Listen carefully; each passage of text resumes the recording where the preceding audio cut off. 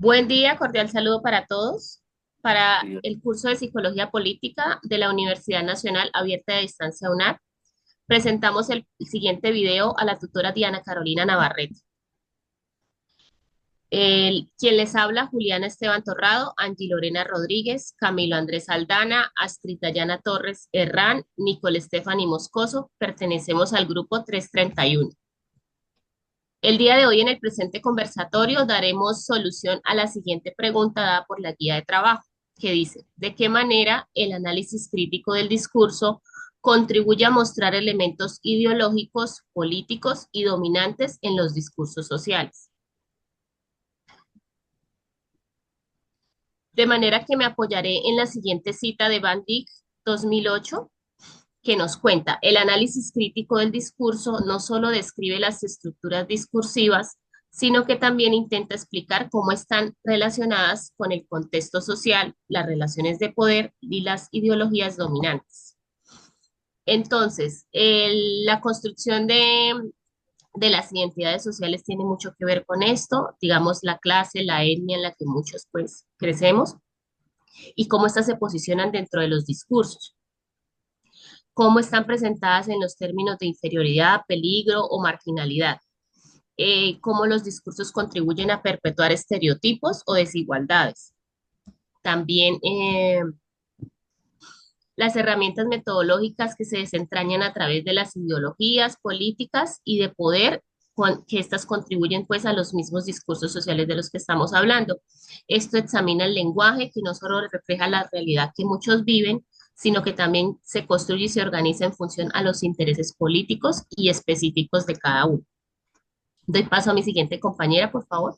Muy buenos días, mi nombre es Angie y me voy a basar en el método que dijo Fairclough, que es que el discurso es donde se construye, ¿sí? Entonces, desde el discurso podemos, desde la política, decirlo así, vemos cómo los políticos al dar su discurso, al venderse, por así decirlo, en su política, vemos cómo ellos persuaden a las personas y a las masas para convencerlas, ¿sí? Para sembrarles una necesidad y que ellos digan, sí, uy, sí, este candidato sí nos puede servir para lo que realmente estamos pensando de avanzar en nuestra ciudad o no, con lo que nos está diciendo estamos retrasando. Entonces, el discurso y el hablar es algo muy importante. Como lo decía él, esto refuerza y desafía las relaciones de poder, también las ideologías, porque en este discurso, pues, asimismo, o las cambia o las puede seguir manteniendo igual a como se venía, digamos, de años anteriores, de pasados que, digamos, en la familia se constituye de cierta rama política, entonces puede seguir en la misma o puede también cambiar.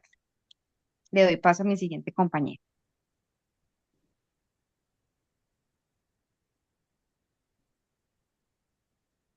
Pues podemos ver también que en eso que decía Angie y cómo se estructuran esos discursos y esa retórica, se pueden ver como los estados de poder y el manejo de la comunidad, ¿no? De cómo el Ujú. lenguaje impacta en la comunidad y el discurso puede hacer que se muevan las masas, ¿sí?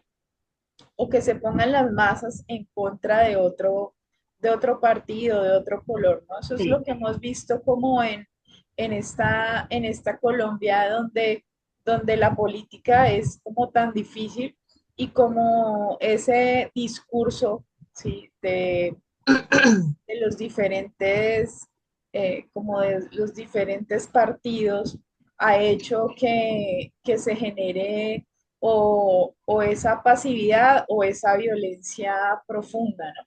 Sí. Entonces, eso tiene que ver mucho con el lenguaje, como por ejemplo decía allí que el lenguaje nunca es neutral, o sea, el lenguaje en un discurso político nunca se mantiene totalmente pacífico y totalmente sin meterme en un lado o en el otro, y que está ligado muy en el fondo en las estructuras de poder, porque obviamente el discurso político y obviamente el partido político pues quiere, que quiere manejar.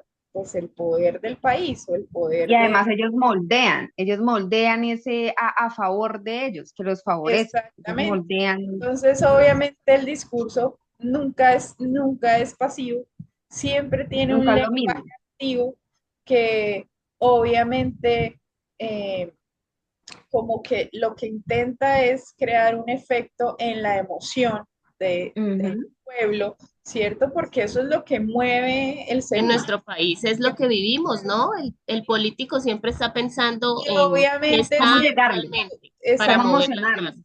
masas. Sí, siempre tú quieres, ay, no, yo quiero mejorar. Entonces, obviamente en el discurso eh, te mueven esa emoción y ese sentir porque es lo que hace que se mueva el poder, ¿sí? Entonces, ese lenguaje y esa comunicación en el discurso es fundamental, ¿cierto?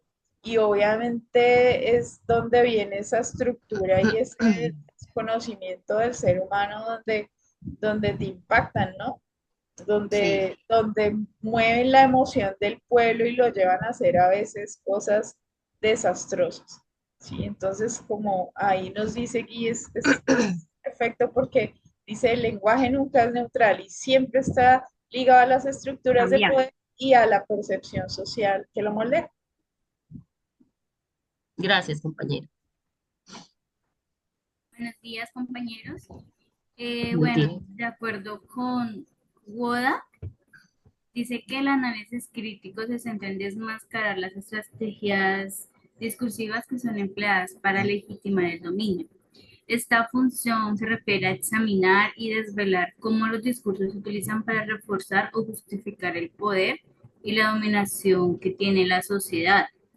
Se enfoca como en el uso de estas estrategias para permitir ciertos grupos o actores y mantener este control sobre los otros. Específicamente en estos contextos políticos y mediáticos, estas estrategias pienso que pueden ser utilizadas por gobiernos, medios de comunicación u otras personas con poder para influir en la opinión pública, o también se puede manipular la percepción de la realidad o justificar acciones pues para favorecer en su poder o sus intereses. Sí. Pienso yo pues como... Sí, compañero. Acá, Fíjense que siempre ustedes en los noticieros vemos análisis, analistas políticos, ¿cierto? Sí, Donde ellos siempre miran el discurso del otro y donde tratan de develar como esas estrategias que cada uno utiliza para mover al pueblo, ¿cierto? sí. El problema es que en ese momento uno está desde la razón, pero el discurso mueve es la emoción. Entonces, obviamente, si digamos que cada ciudadano manejara ese nivel de conciencia ya en el tema del voto y no tanto la emoción, pues tomaríamos Sería mejores otra cosa. decisiones. es que el político sabe muy bien, digamos, el dónde se para, ¿Cómo ¿sí? llegarle? Digamos, sí. Su discurso lo maneja, digamos, él está en una población donde hay mucha pobreza, entonces él ahí ya sabe lo que tiene que hacer. Voy a mejorarle su calidad de vida, voy a darles acueductos, voy a bla, bla, bla, bla. Sabemos que eso no se llega a cumplir, pero con eso ellos mueven las masas y logran sus votos. Van a una parte Sí, donde hay gente pudiente, entonces allá voy a recortarle los impuestos, voy a generar, sí, para sus empresas beneficios. Entonces ellos saben cómo dominar y cómo como hacer que el persuadir. discurso, exacto, sus estrategias discursivas sean empleadas para obtener votos. Entonces para ellos Sí. ya, digamos que todos o la mayoría tenemos la capacidad de ver cómo es el manejo de ellos en eso, pero hay mucha gente que aún no se deja Claro, convencer no, es o complicado, creen en sí, eso. es complejo. Y ahí se dan todas estas cosas que estamos viendo, pues, en las citas. Sí, Pero precisamente por eso yo considero yo que está la importancia de nuestro rol en eso. sí. Bueno, Sí, compañero. Días. Em, Buen día. bueno, según Theo Van Leeuwen, en su libro Discourse and Practice, em, esto se ve pues, de varias maneras. Uno, como la recontextualización, que esto permite identificar cómo ciertos discursos pueden recontextualizar y legitimizar ideas dominantes. Dos, representación de actores sociales, que esto muestra cómo se perpetúan las jerarquías y las relaciones de poder. Eh, la construcción de legitimización. Esto construyen y apoyan las narrativas que éstas legitimizan a las políticas, al análisis del tiempo y del espacio. eh, Como quinto, representación visual. Eh, Van Leeuwen también considera la representación visual de los actores sociales y las prácticas sociales, lo que puede proporcionar una comprensión más completa de cómo se perpetúan las ideologías y las escrituras del poder. Esos enfoques permiten a los psicólogos, a nosotros como psicólogos y a otros investigadores identificar y cuestionar las estructuras subyacentes que influyen en la percepción y el comportamiento de las personas en la sociedad, en este caso, los políticos ante la sociedad. Sí, lo que decíamos antes, ¿no? Como que en ciertos medios o en ciertos lugares se devela como ese, o se hace ese análisis del discurso para como representar lo que ésta está exponiendo y mostrarle a la gente lo que ésta está exponiendo, ¿no? Como desglosar lo que él dice. Exacto. Y pues lo que genera también, ¿no? Ujú. Esa, esa contraparte y ese ataque continuo que vemos todos, yo creo que todos los días en Uy, sí, lo que dice el gobierno, en lo que dice la oposición, en lo que cómo se dice. muestra uno, en cómo se muestra otro, ¿cierto? En cómo saco yo a marchar en contra del gobierno, qué discurso uso para que marchen en contra del gobierno, qué discurso estás sacando el gobierno para que también marchen a favor de él. Entonces, esa es una cosa que vemos en el día a día y que obviamente donde la gente tuviera más conciencia, pues Sería tendríamos, algo diferente. sí, Toca concientizar a la gente porque los políticos son muy inteligentes. Ellos claro, saben a dónde y a qué pues van. obviamente el poder Culpable es uno que y uno sabe y qué es lo manejar que el hacen poder. y Es termina como, es uno que no Hacer votando solamente las por lo los mismo. promesas políticos, falsas. ¿sí? Vemos esto mucho en la religión, bueno, en las diferentes cosas que manejan como esas áreas de poder o de influencia hacia la humanidad. Eso se resume en una lucha mediática por el poder. No hay más. Sí, totalmente. Muchas gracias, compañeros. Espero que Muchas tengan gracias, un muy compañeros. buen día. Muchas gracias. Gracias. Igualmente. Que estén muy bien.